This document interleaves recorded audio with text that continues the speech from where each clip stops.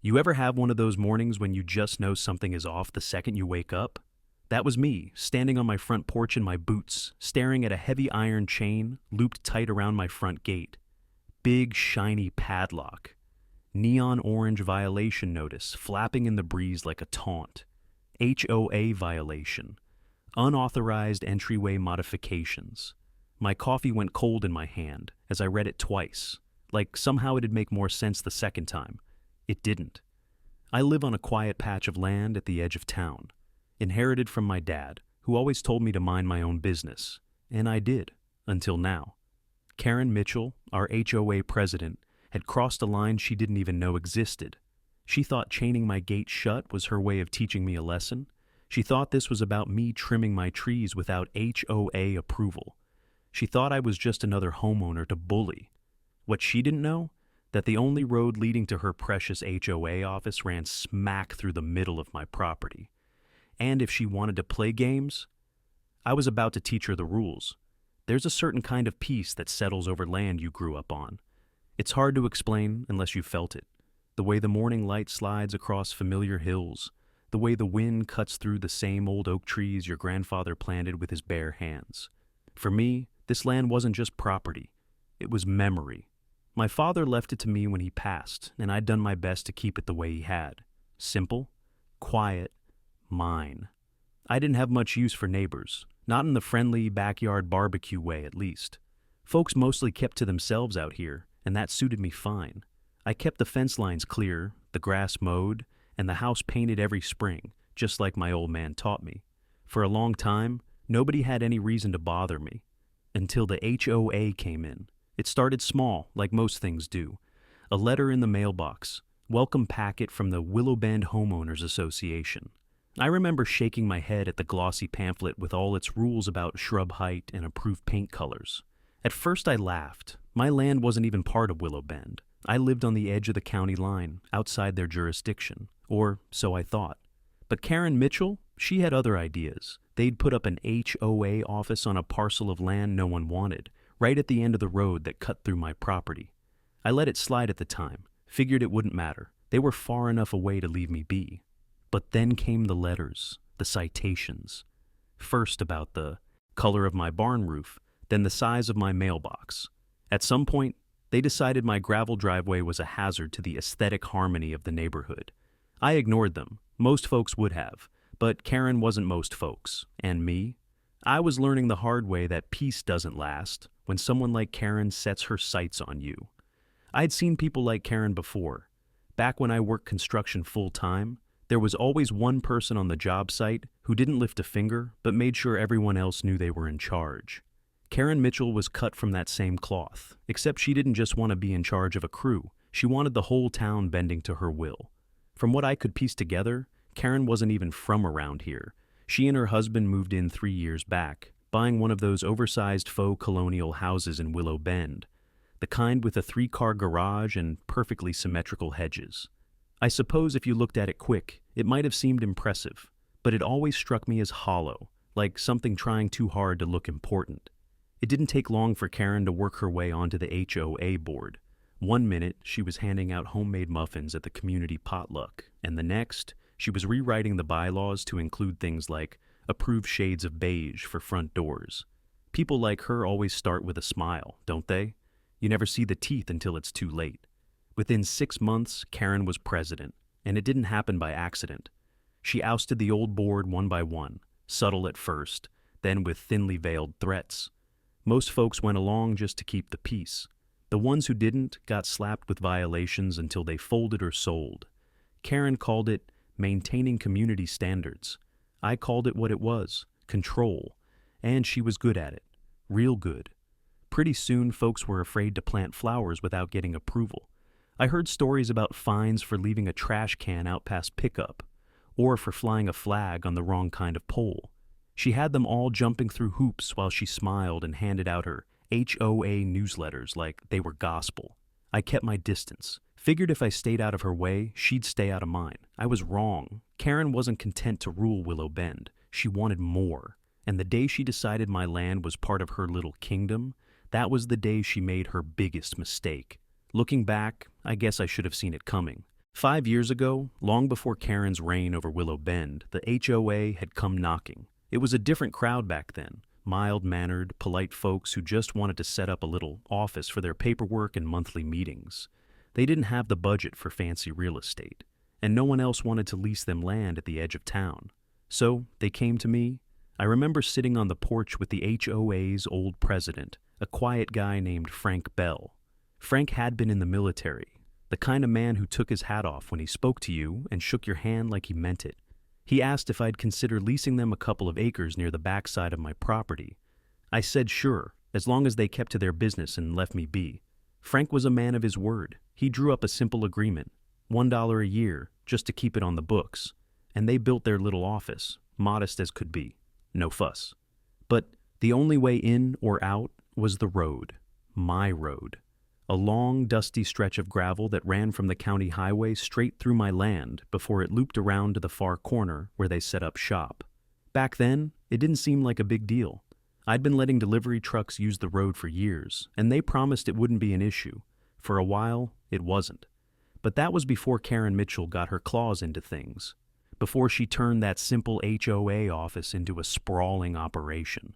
She paved a brand new parking lot, doubled the size of the building, and started hosting these ridiculous town hall meetings that drew people from miles around. Cars lined up on the road for hours. My road. They wore it down until the gravel turned to ruts, and when I brought it up to Karen, she smiled like I'd offered her a compliment. Said they were expanding influence and enhancing property values. And all the while, they never once paid a dime more than that $1 a year. I'd let them in. Opened the door, thinking they'd be decent about it. Now, Karen thought she owned the place. She was about to find out how wrong she was. I woke up early that morning, like I always do. Habit, I guess. Years of farm work will make you rise with the sun, even when there's no rush to do so. I brewed a pot of coffee, took it out onto the porch, and sat in my father's old rocking chair, letting the steam curl up into the cold air. The sky was soft pink, streaked with clouds, and for a moment, it felt like one of those peaceful mornings where nothing could go wrong. That's when I saw it. At first I thought my eyes were playing tricks on me, but no, there it was. A heavy iron chain, thick as my wrist, looped around both sides of my front gate, the links pulled tight and secured with a big, ugly padlock, and stuck right in the middle, fluttering in the breeze like a slap to the face, was one of those neon orange HOA violation notices. Unauthorized structure. Immediate compliance required. Structure. They were calling my gate a structure. I walked down the gravel drive slow, my boots crunching underfoot, feeling each step as my temper started to rise. I ran my hand along the chain, cold and rough. Someone had gone out of their way to make this obvious. I already knew who. Karen. The note was signed by her, in that looping, overly neat handwriting she probably practiced in college. Like a signature made things official, the fine listed underneath was laughable, $500 for non-compliance. But it wasn't about the money. This was about control. I stood there for a long minute, breathing slow. Then I turned around, walked back to the house, and got my bolt cutters. No drama, no shouting, just work. Snapped that chain in 2 clean cuts, letting it fall to the dirt with a dull clatter. I coiled the pieces up neatly, carried them to my truck, and set them in the bed like trophies. Then I took photos, wide shots, close-ups, timestamps, every angle I could think of. Karen wanted to play by rules? Fine, I'd play. But I'd make sure the score was kept. And that's when it hit me. This wasn't just about me anymore. It was 2 days after I cut that chain when Karen came strutting up my driveway like she owned it. I heard the sound of her heels first. Click, click, click on gravel, completely impractical for a place like this. I was splitting firewood out back, the old-fashioned way, when I caught sight of her blonde hair glinting in the afternoon sun. She wasn't alone either. 2 of her HOA board lackeys followed close behind, clipboards clutched tight, their faces set in that nervous, tight-lipped way I'd seen before. They didn't want to be here. Karen had dragged them into it. I wiped the sweat off my forehead, set down the axe, and walked toward them. Karen smiled wide, but it was that kind of smile that never touched her eyes, the kind that made your skin crawl. "Good afternoon," she chirped, like this was a social call. She didn't even glance at the chopped wood stacked by the porch, or the neat lines I'd kept in the lawn. Her eyes went straight to the fence posts, the barn roof, the mailbox. A mental checklist already rolling through her head. I didn't say a word, just waited. Karen cleared her throat and held up a thick folder like it was a prized possession. "We've completed an emergency compliance review of your property," she said sweetly. "And I'm afraid there are several serious violations." I raised an eyebrow. "Serious?" She nodded, flipping open the folder. "First, your fence exceeds the allowed height by 6 inches. Second, the color of your barn roof is not on the HOA's approved palette. And third," she actually paused here for effect, "you've been using the access road for unregistered commercial activity." I stared at her. "You mean delivering firewood to the neighbors?" Karen's smile widened. "Unlicensed deliveries," she clarified, like she was the judge and jury. "And unfortunately, that's a violation of our community standards." I let the silence stretch between us, heavy as a storm about to break. Then I said, quiet and steady, "Karen, this isn't your community." Her cheeks twitched, just a flicker, before she snapped her folder shut. "Oh, but it is," she said. "And you can either follow the rules or face the consequences." She turned on her heel and walked back down the drive, her clipboard cronies scrambling to keep up. I watched them go, the knot in my stomach loosening. Let her think she was winning. For now. I don't scare easy. Not after everything I've lived through. But I'll admit, by the time Karen strutted off my property with her folder of fines and smug grin, something in me had shifted. It wasn't fear exactly, more like a reckoning. I wasn't about to sit around waiting for the next violation notice to show up on my door, or for another chain to be wrapped around my gate. If she wanted to fight, fine. But I was going to make damn sure I knew every inch of the battlefield first. The county records office is an old brick building on Main Street. Nothing fancy. Smells like dust and old paper, the way it always has. My dad used to take me there when I was a boy, showing me the maps with their crisscross lines, pointing out the family land like it was a badge of honor. "We know what's ours," he told me once, "and we protect it." The clerk on duty was an older woman named Sandy.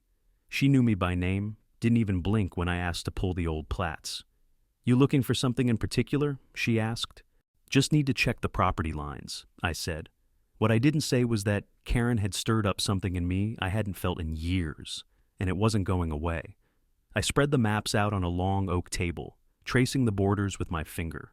The deed to my land went back almost 100 years, clean and simple. But as I kept digging, flipping through dusty volumes and microfilm scans, something caught my eye. The road. My road. It was highlighted clear as day in the county maps. Not public easement, not shared property. Private. Owned outright by me and grandfathered in before Willow Bend was even a thought in somebody's head. But it wasn't just the road.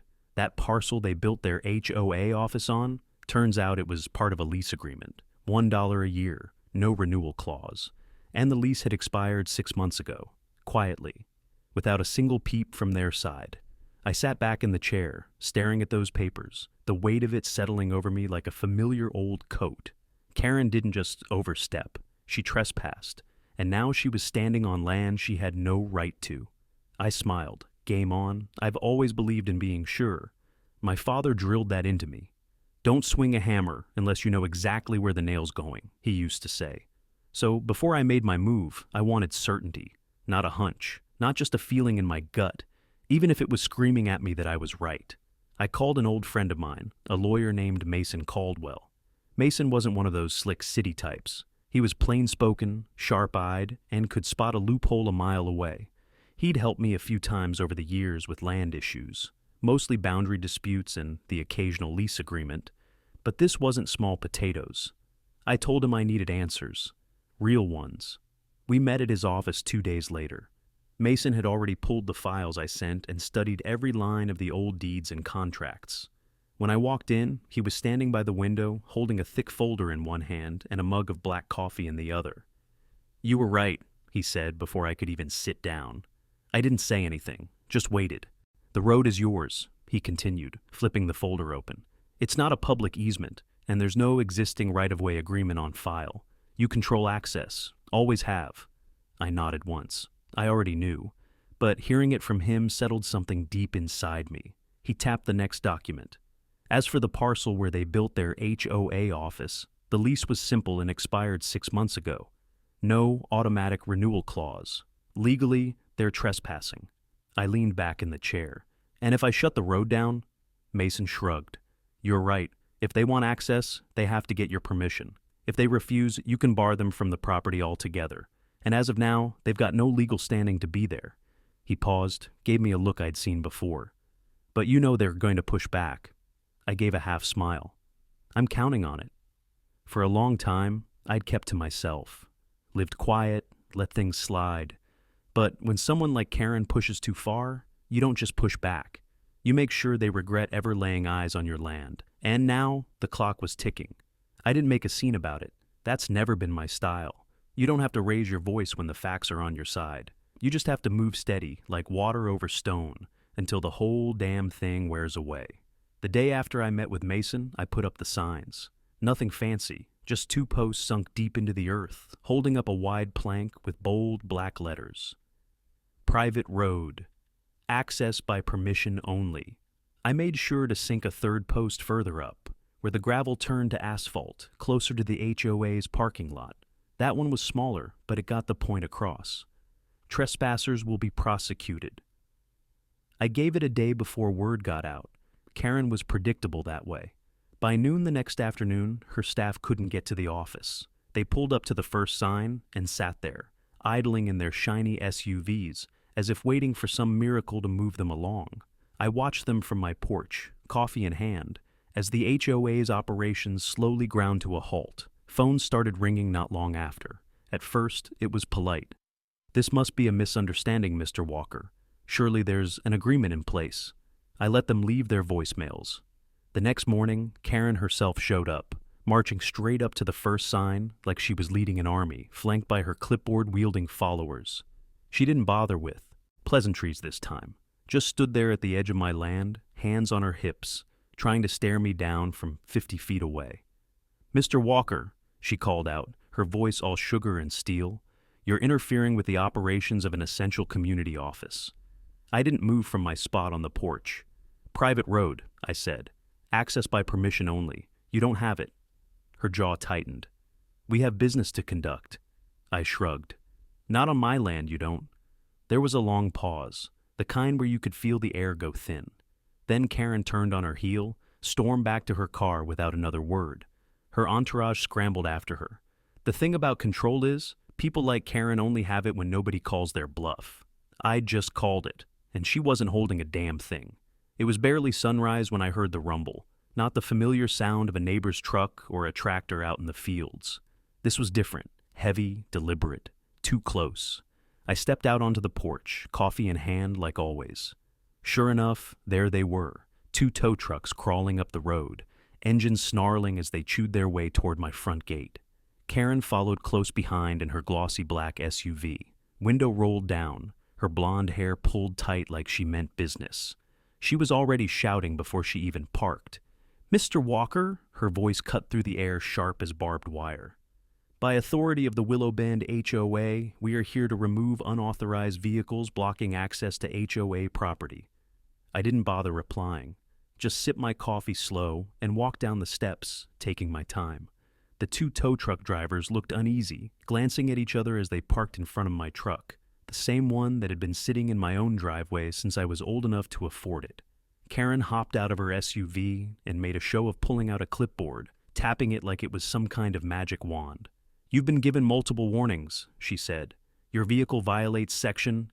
Save it, I said, cutting her off, calm, steady. You're trespassing, Karen. She smiled then, tight, cold. We have the authority to enforce community standards. I reached into my jacket pocket and pulled out a thick envelope. Mason had made sure it was all in order. Legal papers, property maps, cease and desist orders, each one stamped and notarized. I handed them to the nearest tow driver, figuring he had the most to lose if this went sideways. You move that truck, I said, and you'll be liable for trespass, property damage, and unlawful seizure. My lawyer's standing by, so's the sheriff.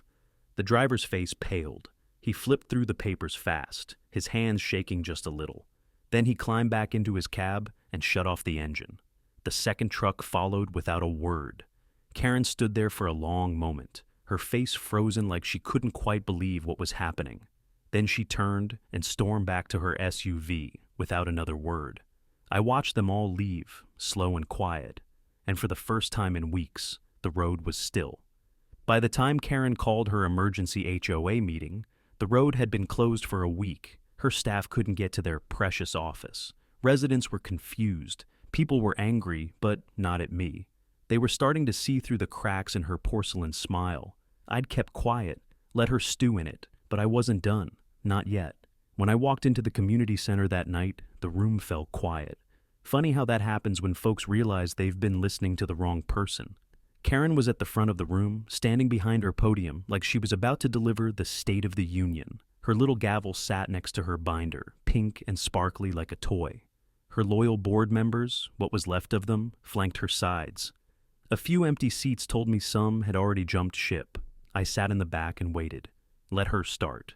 "We are here," she said, her voice carrying too high, "to address the obstruction and hostility of Mr. Walker. His reckless actions are disrupting community operations, and we, as your HOA, must take immediate corrective measures." She clicked through a PowerPoint filled with photos of my truck, my signs, my road. She was good, I'll give her that. Her tone was all fake concern, dressed up as leadership. But I wasn't here to listen. I stood up slowly. My boots echoed across the tile floor as I walked to the front. Karen's mouth froze open. Her gavel hand twitched. "Point of order," I said calmly. "Section 7.3 of your bylaws gives any property owner the right to address the board with new business." Karen opened her mouth to object. I kept going. I placed my folder on the podium and flipped it open. Deeds, lease agreements, expired contracts, photos of the parking lot on my land, the maps, the surveys, and a notarized cease and desist with Mason's signature. "You built your office on my land," I said. "Your lease expired 6 months ago. You're trespassing, and you've got no legal right to use my road." The room was silent, no coughs, no whispers, just the weight of it sinking in.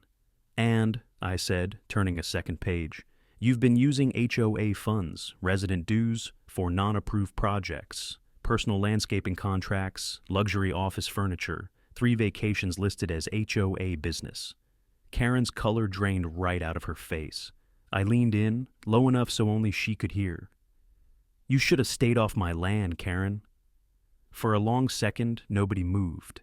The papers lay open on the podium, and it was like the air had gone still, thick, heavy, waiting. Karen's hands hovered over her sparkly little gavel, like she thought pounding it would magically make this all go away. It wouldn't.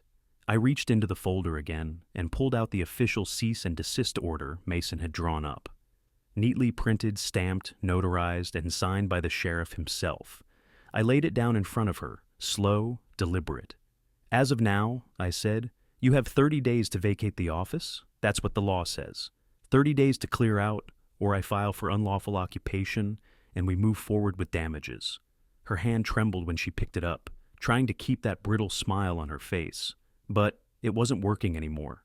Not here, not in front of people who were starting to whisper, starting to doubt. You could feel it shift in the room, like the ground under her feet wasn't solid anymore. "This is a misunderstanding," Karen said, her voice thinner than before. "The board approved all of our expenses. Everything was properly—" "No, it wasn't," someone said from the back of the room. I recognized the voice, Dan Larson, one of the quieter board members. His face was pale, but his jaw was tight. "You never told us about the landscaping company being your cousin's business." "And you never told us," said another, Tina Marks this time, "that we were leasing land that didn't belong to Willow Bend." Karen's head jerked around toward them. "That's not—" she started, but the lies weren't landing anymore. Another voice, deeper, angrier. "My dues paid for your office furniture, Karen." It was Bill Chapman, who owned the hardware store in town. "I thought we were voting on park benches." Karen's mouth opened, but there was nothing left to say. I stayed silent. Let them do the talking. I didn't need to twist the knife. Not yet. Tina stood up. "I'm resigning from the board," she said, "effective immediately." Dan followed. "Me too." One by one, they walked out. Some with tight faces, some shaking their heads. Karen watched them go, that fake confidence draining away with each slammed door. By the end of it, there was just Karen. And me. "You have 30 days, I said again, but we both knew she was already out of time. I figured Karen wouldn't go quietly. People like her never do. They scratch and claw right up until the moment the door shuts behind them. And sometimes, even after. By the next morning, the emails started coming in. First from her, then from her so-called attorney, more threats wrapped up in polite legal language. Words like appeal and reconsideration thrown around like lifelines. She filed a formal complaint with the county council, trying to paint me as a hostile landowner, disrupting the essential functions of the HOA. Claimed I was intimidating board members and blocking public access. It was a nice try. Too bad I'd seen it coming. Weeks before I closed the road, before I served the cease and desist, I'd done the work. Quiet, steady, the way my father taught me. I met with county officials behind closed doors, laid out the deeds, the lease agreements, the surveys, showed them the trail of Karen's spending, the vacations, the landscaping contracts, the misuse of funds, brought copies of every violation she'd slapped on folks who couldn't afford to fight back. I hadn't just secured their understanding, I had their support. So when Karen showed up at the next council meeting, all polished and professional, in her tailored blazer, she expected a warm reception. What she got was a cold, hard wall. "Mrs. Mitchell," the chairman said, his voice flat, "we've reviewed Mr. Walker's documentation in full. Your office is on private property. You're in violation of multiple county ordinances regarding land use." She stammered, reaching into her folder like she could pull out some magic paperwork to save her. But the HOA provides essential services. "Your HOA," he interrupted, "has no jurisdiction over Mr. Walker's property. And your misuse of member dues is currently under investigation by the county auditor." Her face went white at that. She opened her mouth, then shut it again. She must have felt it right then. That moment when you know it's all over and there's nothing left to spin. I stood at the back of the room, hands in my pockets. I didn't smile, I didn't gloat, but when she turned and met my eyes, she knew. This was done. She'd thought her power was absolute, that her rules ran the land. But power's a funny thing. It only works when people believe in it, and no one believed her anymore. It's a strange thing, watching something come undone. There's no grand explosion, no dramatic finish, just a slow, steady unraveling. Quiet. I'd always figured it would end this way. 30 days passed, and Karen didn't make a sound. No more emails, no more glossy violation notices plastered on my gate. Not even her usual high-heeled strut across the gravel. I guess she finally figured out when to cut her losses. Or maybe she was too busy explaining things to the county auditor. The morning the HOA moved out was clear and cold. I stood on my porch with a thermos of coffee, same as I did every day, and watched them pack up. The building was smaller than I remembered. Funny how things shrink when you're no longer looking up at them. A couple of the staff loaded boxes into the backs of their cars, heads down, not looking at me. I didn't blame them. They weren't the enemy. Most of them were just folks who needed a paycheck and got caught in the wrong woman's game. By noon, the place was empty. I gave it another 2 days before I called Marty, a local guy I trusted. We put up a solid fence, old cedar posts sunk deep into the ground, stretched tight with steel wire. No gaps. No way in or out, except through the gate I kept locked myself. I didn't bother with warning signs this time. The fence said enough. I walked the property line that night, just like my father used to do, boots crunching over the cold dirt. The place was quiet again. No cars, no endless meetings, no strangers rolling up and down the road. Just the sound of the wind through the trees and the fence groaning softly as it settled into place. I stopped by the old office one last time, stood in front of it for a long while, thinking about how something so small had caused so much grief. It wasn't about the building, it was about the principle. This land was mine, always had been, and now it was mine again. Sometimes peace doesn't come until you take it back with your own 2 hands. It was a few days after the fence went up when the first knock came. Middle of the afternoon, sun hanging low over the fields. I opened the door and found Dan Larson standing there, hat in hand, like a man half his age. His eyes didn't quite meet mine at first. I figured I owed you an apology, he said. Should have spoken up sooner, should have known better. I let him stand there in his silence for a while. Then I stepped out and shook his hand. Firm. "We're square," I told him. "What matters is, you spoke up when it counted." Word gets around in a place like this. One visitor turned into another. Tina Marks stopped by the next morning with a pan of cornbread and tears in her eyes. Bill Chapman brought a six-pack, muttering something about owing me a debt. Even Eleanor from 2 streets over made her way up my drive in her old Buick just to say thank you. One by one, they came. Some just nodded. Some apologized outright. Some stayed a while, sitting on the porch, swapping stories about the old days before Karen had turned Willow Bend into her own little empire. It wasn't about the words, really. It was about the shift in the air. People were lifting their heads again, standing straighter, like they remembered what it felt like to live without someone breathing down their necks. Funny thing was, I never asked for any of it. I didn't want a parade. I just wanted peace. But maybe that's the thing about peace. You don't find it. You build it, slow, one post at a time. One line you refuse to let anyone cross. Karen, last I heard, she was living 2 counties over, trying her hand at a different HOA. Word travels fast, though. Folks don't forget what they've seen. I sat on my porch that night, boots up on the rail, watching the sun burn the sky orange and red. The fence line cut a clean edge across the horizon. The land was quiet again, just the way it used to be. And for the first time in a long time, I figured my old man would have been proud. I didn't go looking for what happened next. Didn't need to. Word travels in a town like ours, even faster when it's something worth hearing. And Karen's name was on just about everybody's lips. It started small, rumors mostly, whispers at the diner over morning coffee, quiet conversations in the hardware store aisles.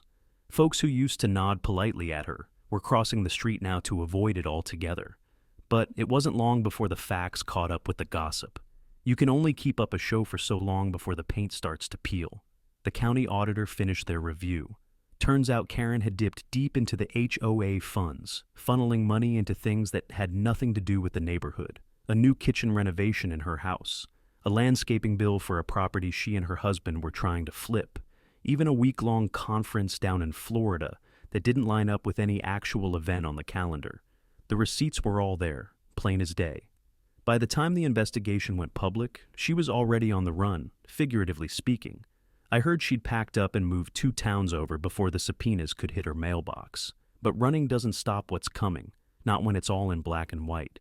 The homeowners association she'd once ruled like a kingdom was suing her now. Class action, misuse of funds, fraud, the works. Mason sent me a copy of the formal charges, just in case I wanted it for my records. I read through them once and filed them away. It wasn't personal anymore. It was just business. Karen had spent years making people small, bleeding them dry with fines and fees.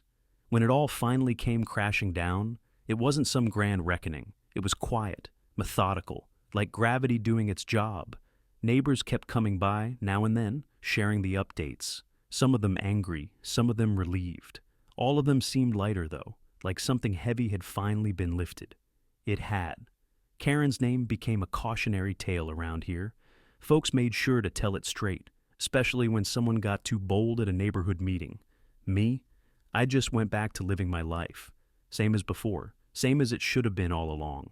Once the dust settled, I got back to what mattered most, taking care of the land. The old barn needed painting, so I took my time with it, brushing slow, watching the wood drink in that deep, rich red my father swore by. Fixed the fence line where the posts had started to lean. Cleared the ditch on the north end before the spring rains came. Some people call that work. Me, I call it home. Every nail I drove in, every board I replaced, it felt like putting things right again. Like I was reclaiming something that never should have been taken. But something else had changed in me too. As much as I was glad for the quiet, I couldn't shake the feeling that this wasn't just about my land anymore. The stories kept coming. Folks from other neighborhoods, other towns, who'd heard about Karen and what we'd gone through out here. People who'd been bullied by their own HOA boards, fined for ridiculous things, threatened into selling their homes. Some didn't know where to start. Others were just plain tired. I recognized the look in their eyes. I'd seen it in the mirror once. So I started helping. Quiet at first, just a few calls, reviewing paperwork, pointing them toward a good attorney or a county official who'd listen. But it grew. Word spreads when you're willing to stand up for folks who need it. Before long, I was consulting on bylaws, testifying at council meetings, helping draft fair policies for communities that wanted real balance, not just control disguised as order. I never charged a dime, didn't want to. All I asked was that they do right by their people. Sometimes I'd get letters, handwritten thank yous from pretty places I'd never been. Families who kept their homes because someone finally told them they had the right. I kept every one of them in a wooden box on my desk. Funny how things work out. I started off just wanting peace and quiet. Now I had it, but I also had purpose. The land's in good hands again. And so were a few others. Karen had built an empire on fear. I figured it was about time somebody started building something better. The thing about land is, you never really own it. Not in the way folks like Karen think they do. You're just its caretaker for a while. You respect it. You work it. And if you're lucky, you leave it better than you found it. My father told me that once, long before I understood what he meant. I get it now. Some people think they can own everything. They mistake power for possession.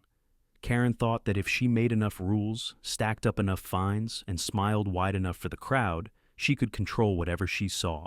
She thought land, people, respect. Those were things you could hold tight in your fist. But the harder you squeeze, the faster it slips away. In the end, Karen didn't own anything. Not the office she built on borrowed land, not the loyalty she demanded from her board, not even the reputation she spent years crafting. It all crumbled the second people stopped believing in it. She thought she ran this place, but she didn't even own the road under her feet. I think about that sometimes, walking the fence line at sunset, the sky burning gold over the hills, the wind rolling through the grass like a quiet promise. There's peace in knowing who you are and where you stand. There's strength in standing your ground without needing to shout about it. I don't look for fights, never did. But when someone crosses a line, you make sure they don't do it twice. Not on your land, not on your watch. I sit on my porch most evenings now, boots up on the rail, coffee cooling, slow in my hand. Neighbors drive by and wave. Some stop to talk. Others just tip their hats. It's quieter these days, and that's just the way I like it. Because peace isn't something handed out by a board or a set of rules on paper. Peace is knowing what's yours, and knowing you've earned it.